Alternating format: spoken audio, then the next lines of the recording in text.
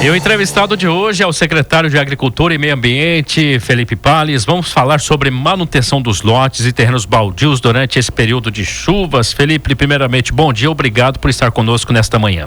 Bom dia a todos os ouvintes da rádio, bom dia a equipe aqui da Agro, agradeço o convite de participar do programa.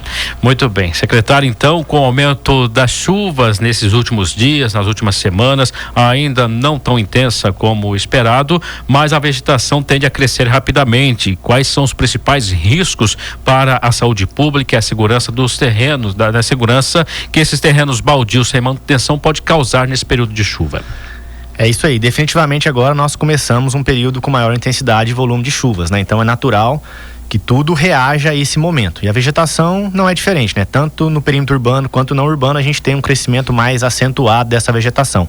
E nós devemos ter um olhar mais focado aí para esses terrenos baldios, considerando aqui que no nosso município nós temos aproximadamente aí 9.350 terrenos sem construção. Então, esses terrenos são propícios aí a ter um crescimento mais acelerado e a gente sempre pede o apoio da população, principalmente os responsáveis, os proprietários, né, as imobiliárias, para manter esse cuidado, para evitar demais sanções, né? Como, por exemplo, um terreno com um mato alto, né, ele acaba sendo autuado num valor aí de 40 UFL, aproximadamente atualmente hoje uns R$840, mais a taxa de limpeza que é calculada em cima da metragem quadrada. Então, para exemplificar, um terreno aí de 500 metros quadrados, ele facilmente atingiria um valor de R$1.500 por evento de limpeza. Então, a limpeza feita no particular, além dela ser mais em conta, ela acaba sendo mais ágil, né? Porque o poder público, por exemplo, ele não tem, né, uma facilidade em, por exemplo, fazer uma limpeza de um terreno lá no Parque das Américas, depois um outro lá no Bandeirantes e outro no Pioneiro. Eu preciso juntar uma remessa, uma quantidade para ter viabilidade nessa limpeza, até pelo deslocamento dos equipamentos. Então, a limpeza feita por um particular, ela acaba sendo mais rápida e mais barata. Sem falar, né, respondendo a sua pergunta, relacionada aí às questões de saúde pública, né? A gente sabe que um terreno com vegetação crescida, ela acaba escondendo alguns detritos, alguns resíduos que são, né, acaba acumulando água e servindo de criadouro para, né, o mosquito Aedes aegypti, causador aí da dengue, da chikungunya. Então, aumentando aí esses índices dessas doenças. Sem falar naquelas visitas indesejadas, né, de animais peçonhentos, né, lacraias, aranhas e escorpiões que são atraídos por esses locais, né, por maior umidade, maior oferta de recursos e acaba visitando essas regiões aí, casas, residências circunvizinhas. Além, claro, né, do caramujo africano, né, que muita gente não sabe, mas também é vetor de algumas doenças. Então, nessa questão de saúde pública, o terreno com o mato crescido, com a vegetação ali daninha elevada, ela tem uma série de prejuízos e, claro, a insegurança dos moradores ali que moram perto desses terrenos. Então, também temos uma questão de segurança pública. Em resumo, sempre mais barato, mais fácil, mais rápido o controle feito pelo particular e, claro, é uma obrigação, uma responsabilidade do proprietário que possui esses terrenos manter essa vegetação controlada. Ô Felipe, com cerca de 9.300 lotes, né, em construção, como a Secretaria de Agricultura e Meio Ambiente está trabalhando para conscientizar tanto os proprietários quanto as imobiliárias, né, sobre a importância da manutenção regular desses terrenos? É sempre um desafio, né? A fiscalização no período de seca, nós acabamos focando a equipe em outras frentes, considerando que o crescimento, ele desacelera quando a gente não tem chuva.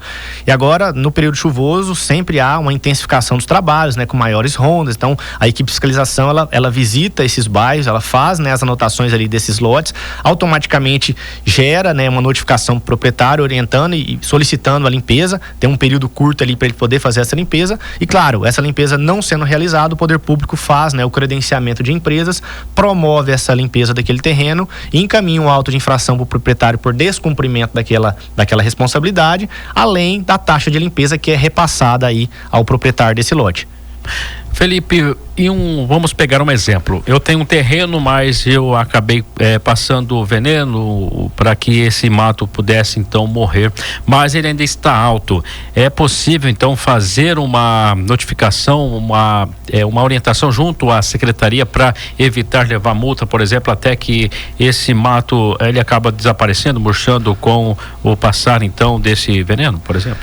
A gente tem que ter bastante cuidado aí na aplicação de alguns produtos, né? Nossa lei ambiental, ela é um tanto quanto rígida com relação a determinados produtos que podem ser aplicados, além da forma de aplicação nesse terreno. Então, primeiramente, é ter esse cuidado e essa responsabilidade na aplicação. Mas se ela for feita conforme, né, pede a legislação, conforme está descrito na legislação, e o proprietário está com essa insegurança e com esse receio de ser autuado por conta dessa situação que você mencionou, entre em contato com a secretaria, menciona, passa a informação para nós do que foi feito e a equipe vai avaliar essa situação. Mas de forma geral, se ela aplicar de maneira correta, né, respeitando aqueles intervalos de chuva, né, para a questão do produto fazer efeito, rapidamente o mato desseca e os meninos, né, nossa fiscalização, eles têm bastante conhecimento nessa área, então eles entendem que aquele mato ali ele vai abaixar e eles, né, seguram a questão da infração. Mas tem que ter responsabilidade, porque às vezes o proprietário, muitas vezes, não residindo em Lucas do Rio Verde, ele acaba deixando a responsabilidade para algum terceiro, que às vezes não tem o devido cuidado e acaba, né, passando a informação que foi feito, mas a gente sempre faz uma fiscalização bem efetiva, a gente sempre faz o antes e o depois, com imagens de forma bem clara, para evidenciar que se aquele mato, aquele terreno foi limpo, né, mostrar o antes e depois para ficar mais claro e evidente o formato que foi realizado. Felipe, você acha que a população está suficientemente engajada aí nesse processo de preservar, de limpar, de manter a segurança da cidade com essa questão de limpeza de terreno e higienização dos terrenos baldios? Olha, no passar do tempo a gente percebe que a população tem sido mais participativa, né? Nós temos bastante participação aí da população que acaba se incomodando por conta dessa questão do mato alto, então entra em contato com a secretaria, faz as denúncias, isso é importante para nós, né? A equipe de fiscalização, ela acaba sendo reduzida pela quantidade de lotes que nós temos, né? Um município aí de praticamente 100 mil habitantes, então o apoio da população em nos informar essa situação é muito importante para que a gente possa dar celeridade nessas limpezas.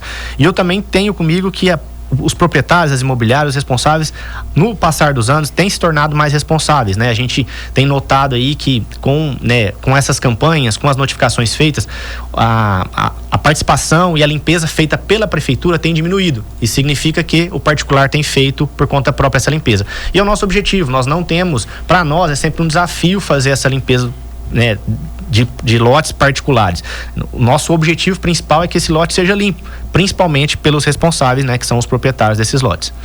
A secretaria tem informações ou tem acompanhado possíveis situações, por exemplo, além do mato, questão de entulhos, o próprio lixo, descarte de móveis usados, velhos, nesses terrenos baldios, que muitas vezes o proprietário não consegue fiscalizar, não consegue fazer o cercamento necessário e algumas vezes as pessoas acabam descartando materiais nesses terrenos. Há muito disso aqui em Lucas do Rio Verde? Ainda acontece bastante esses casos aqui em Lucas, né? Então, principalmente agora no período de chuva, porque daí o mato cresce, ele acaba escondendo esse resíduo e isso dá oportunidade para aquelas pessoas fazerem esse tipo de ato aí infracionário. Então, a gente pede sempre que com o mato controlado, né, com o terreno limpo, e isso acaba sendo reduzido e é mais fácil da gente identificar os possíveis infratores. Mas claro, quando tem, por exemplo, entulhos, resíduos, material volumoso, a gente sempre faz a notificação, orientação para recolher, porque isso não é uma prática, né, prevista em legislação. Então a gente tem que ter todo o cuidado, lembrando que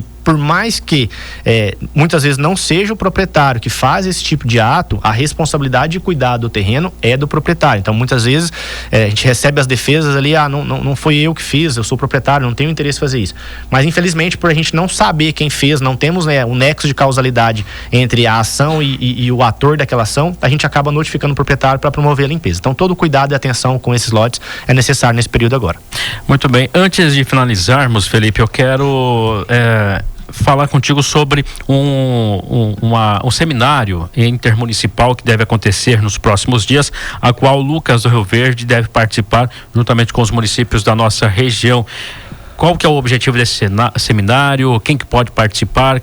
Né? Fala um pouco pra gente, por favor. Muito bom, quero deixar aqui o convite para todas as pessoas que têm interesse e possam participar. Nós teremos aí no dia 7 de novembro, vai acontecer no município de Sorriso, a primeira conferência intermunicipal do meio ambiente, cujo tema principal é emergência climática, né?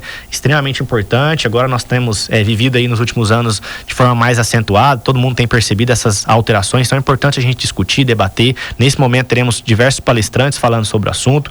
Essa primeira conferência intermunicipal, ela envolve aí no caso o consórcio, né, o CIDES, envolvendo aí 15 municípios, e ela é um preparatório para a conferência estadual e nacional e depois para a COP30, né, que é talvez o maior evento, a maior conferência relacionada ao meio ambiente do mundo, que vai acontecer no Brasil o ano que vem. Então, a gente pede a participação de todos, né, entidades, órgãos públicos, né, empresas. O evento é gratuito, basta fazer a inscrição, o link já está nas matérias aí em todos os sites, no site da prefeitura, então quem quiser participar, sendo maior de 16 anos, está convidado, vai ser um momento muito importante para esse debate aí e enriquecer esse momento conosco. Felipe, muito obrigado. Sempre deixamos os microfones da Agro à disposição da Secretaria de Meio Ambiente para que possa passar as informações e orientar a população, principalmente nesse período de chuva.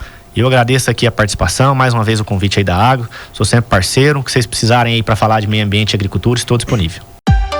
102 em pauta. Patrocínio Agrobágio, a sua concessionária John Deere e Novo Tempo, juntos para o novo por você.